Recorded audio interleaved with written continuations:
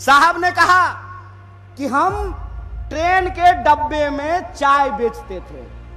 गुरु, हम आपको चाय बेचते हुए तो नहीं देखे हैं, लेकिन रेलवे बेचते हुए आपको देख रहे हैं।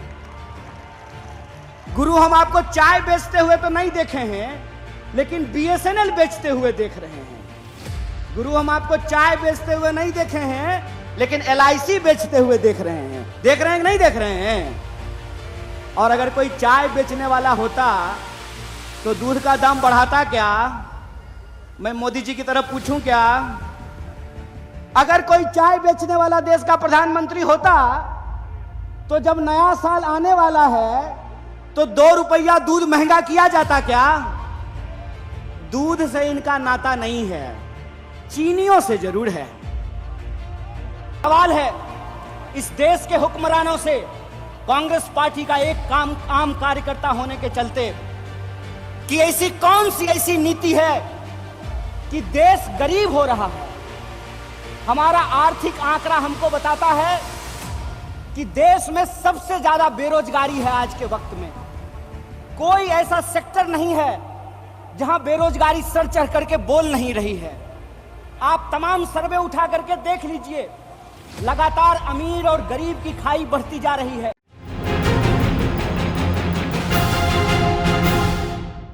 नहीं देखे हैं, लेकिन रेलवे बेचते हुए आपको देख रहे हैं। गुरु, हम आपको चाय बेचते हुए तो नहीं देखे हैं, लेकिन बीएसएनएल बेचते हुए देख रहे हैं। गुरु, हम आपको चाय बेचते हुए नहीं देखे हैं, लेकिन एलआईसी बेचते हुए देख रहे हैं। देख रहे हैं कि नहीं देख रहे हैं? और अगर कोई चाय बेचने वाला होता तो दूध का दाम बढ़ाता क्या? मैं मोदी जी की तरफ पूछूं क्या?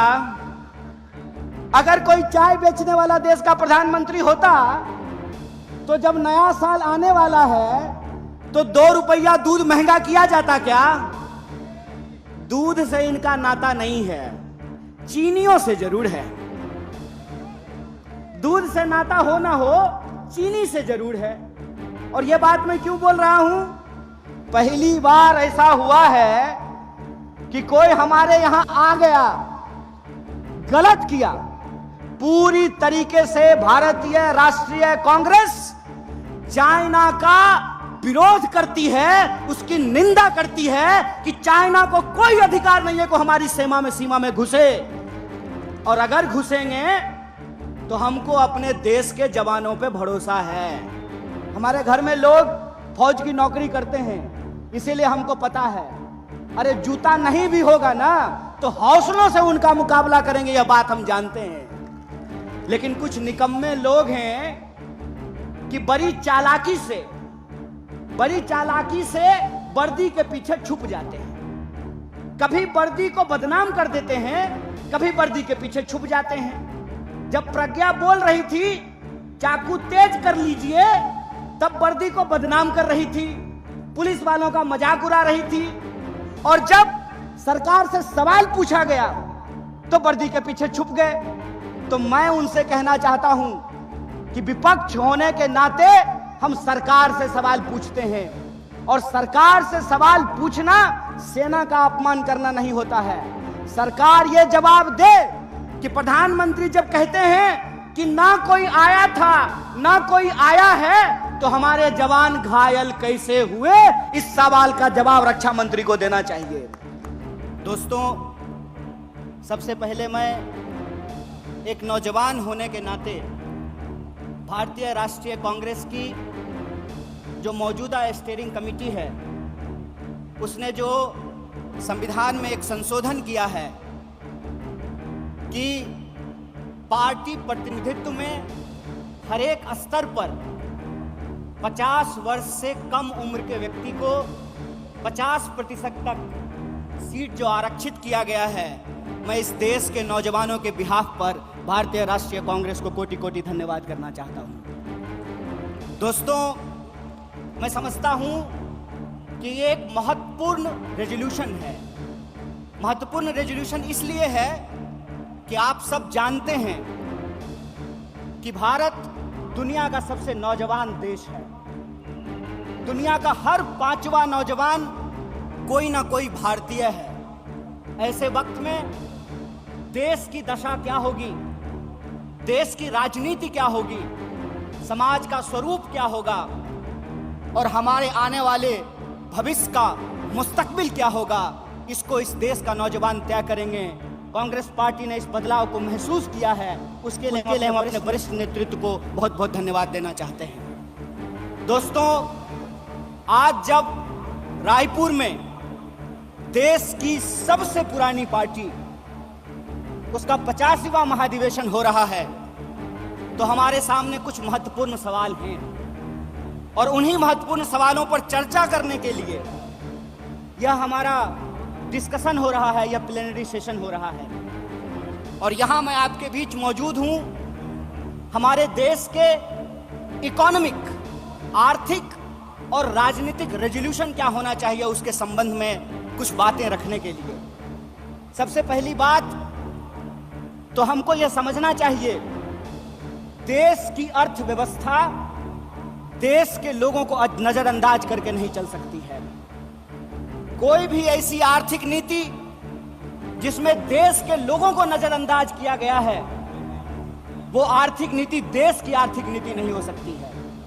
और आज हम जिस मोड़ पर खड़े हैं, हम देख रहे हैं कि नारा देश का लगाया जाता है, नाम देश का लिया जाता है और तिजोरियां दोस्त की भरी जाती है। ऐसी आर्थिक नीतियां आज इस देश के अंदर लाई जा रही है।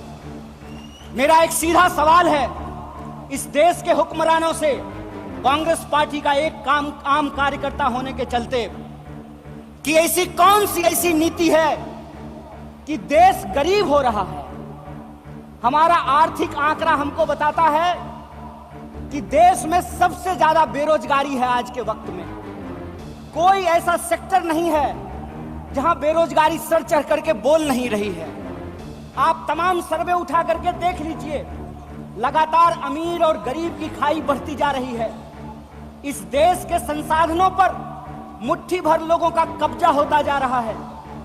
वैसी परिस्थिति में जो देश की संकल्पना है, जिसको महात्मा गांधी ने देखा है, जिसको मौलाना अबुल कलाम आजाद ने देखा है, जिसको सुभाष चंद्र बोस ने देखा है, जिसको श्रीमती इंदिरा गांधी ने देखा, जिसको स्वर्गीय राजीव गांधी ने देखा, जिसको इस देश की संविधान ने इस रूप में वर्णित किया है कि देश देश के लोगों से बनता है। जब देश देश के लोगों से बनता है तो आप मुझे बताइए कि देश कैसे गरीब हो रहा है और देश के 2-4 पूंजीपति कैसे अमीर हो रहे हैं। यह कौन सी ऐसी जादू की छड़ी है जो मौजूदा सरकार चला रही है। आप मुझे बताइए कि आम लोगों की आमदनी घटती जा रही है और देश के 1-2 पूंजीपति दुनिया के अमीरों की सूची में जाकर के शुमार हो जाते हैं। मैं यहां यह बात स्पष्ट कर देना चाहता हूं, हमारी पार्टी अमीरों के खिलाफ नहीं है, हमारी पार्टी पूंजीपतियों के खिलाफ नहीं है, हमारी पार्टी उद्योग धंधों के खिलाफ नहीं है, हमारी पार्टी उद्योगपतियों के खिलाफ नहीं है। लेकिन हम ऐसा देश नहीं चाहते हैं जहां आम लोगों के पास रोटी नहीं हो और प्रधानमंत्री के पास चलने के लिए 8,500 करोड़ का विमान हो। हम ऐसा देश नहीं चाहते हैं कि इस देश के आम लोगों के हाथ में शिक्षा नहीं हो, कलम नहीं हो, स्लेट नहीं हो, कंप्यूटर नहीं हो, मोबाइल नहीं हो और इस देश की जो सरकारी संपत्तियां हैं, बीएसएनएल के बारे में क्या कहा गया? बीएसएनएल के बारे में कहा गया, बीएसएनएल का मतलब होता है भाई साहब नहीं लगेगा। अरे भाई साहब नहीं लगेगा तो आप मुझे बताइए कि जियो धनाधन कैसे करेगा? यह सवाल आज इस देश के सामने खड़ा है। सरकार क्या करेगी? यह सवाल मैं पूछना चाहता हूं इस देश के नीति निर्माताओं से कि अगर एयर इंडिया नहीं होगा, जब देश में नहीं होगा एयर इंडिया, तो आप बताइए क्या करेंगे ज्योतिरादित्य सिंधिया? जब एयर इंडिया नहीं होगा, जब रेलवे नहीं होगा, जब बीएसएनएल नहीं होगा, तो मैं कहता हूं कि इस देश में मंत्री की क्या जरूरत है? जब देश में जनता नहीं होगी तो फिर इस देश में सरकार की क्या जरूरत है? जब देश में स्कूल नहीं होगा, अस्पताल नहीं होंगे, सड़कें नहीं होंगी, तो आप मुझे बताइए कि फिर संसद की क्या जरूरत है? इस देश की जो पूरी की पूरी संकल्पना है, उस संकल्पना को आज एक बार फिर से कांग्रेस के राष्ट्रीय महाधिवेशन में पुनर्विचारित करने की जरूरत है। देश का मतलब होता है देश में रहने वाले लोग। डीडी नेशनल पर एक कार्यक्रम आया करता था, नेहरू जी की किताब है discovery of India. Discovery of India के एपिसोड में नेहरू जी आम लोगों से पूछते हैं कि बताइए कौन है भारत माता, किसको भारत माता कहते हैं? भारत माता इस देश में रहने वाले लोग हैं। जब हम भारत माता की जय बोलते हैं तो भारत माता की जय बोलने का मतलब है इस देश के 140 करोड़ लोगों की जय। और 140 करोड़ लोगों की जय का मतलब है कि 140 करोड़ लोगों के हाथ में पढ़ाई हो, 140 करोड़ लोगों के हाथ में काम हो, 140 करोड़ लोगों के लिए रोजगार की व्यवस्था हो, 140 करोड़ लोगों के लिए इलाज की व्यवस्था हो, 140 करोड़ लोगों के लिए चलने के लिए सड़कें हो, गाड़ियां हो, रेलवे हो, हवाई जहाज हो। और आपने देखा कि देश में कुछ लोग लोकतंत्र को अपनी बपौती समझ लिए हैं। अभी जब मैं हवाई जहाज की बात कर रहा था तो मुझे दिल्ली एयरपोर्ट याद आ गया। दिल्ली एयरपोर्ट पे भारी जो है सिक्योरिटी फोर्स आई थी हमारे एक नेता को गिरफ्तार करने के लिए। तो मैं दिल्ली में बैठे हुए हुक्मरानों को इस महाधिवेशन के माध्यम से कहना चाहता हूं, आपको मालूम नहीं है भारतीय राष्ट्रीय कांग्रेस का इतिहास। आपके पुरखों ने जिन अंग्रेजों की चापलूसी की थी उन अंग्रेजों से लड़ करके हमने इस देश को आजादी दिलाई। इस बात को याद रखिएगा।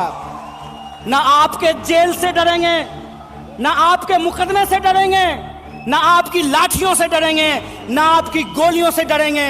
भारतीय राष्ट्रीय कांग्रेस इस देश की पार्टी है और इस देश के हकूक के लिए लड़ती रहेगी। इस बात को याद रखिएगा। और आज के समय में जो आर्थिक लूट की नीतियां चल रही हैं कि प्राइवेटाइजेशन ऑफ प्रॉफिट और सोशलाइजेशन ऑफ लॉस, फायदा होगा तो अदानी का और नुकसान होगा तो LIC का, ये हम नहीं चलने देंगे। इस बात को आप याद रखिएगा।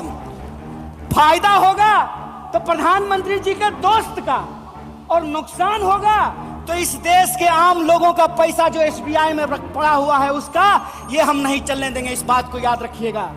इसीलिए हमारा पॉलिटिकल और इकोनॉमिक रेजोल्यूशन ये है कि भारतीय राष्ट्रीय कांग्रेस इंडियन कॉन्स्टिट्यूशन का सेफ गार्ड है। हम इंडियन कॉन्स्टिट्यूशन के पहरेदार हैं, हम इंडियन कॉन्स्टिट्यूशन के असली चौकीदार हैं। इस बात को याद रखिएगा। और इंडियन कॉन्स्टिट्यूशन इस बात को रिजॉल्व करता है, we the people of India. और यह जो we the people of India है, इसमें इस देश में रहने वाले वो तमाम लोग, चाहे हिंदू हो, मुसलमान हो, सिख हो, ईसाई हो, जैन हो, पारसी हो, बुद्धिस्ट हो या वैसे भी लोग जो किसी धर्म को नहीं मानते हैं, वो सब भारत के लोग हैं। और उनके हकूक के लिए, उनके अधिकार के लिए, कल्याणकारी राज्य की अवधारणा को बचाए रखने के लिए भारतीय राष्ट्रीय कांग्रेस संघर्ष करेगी।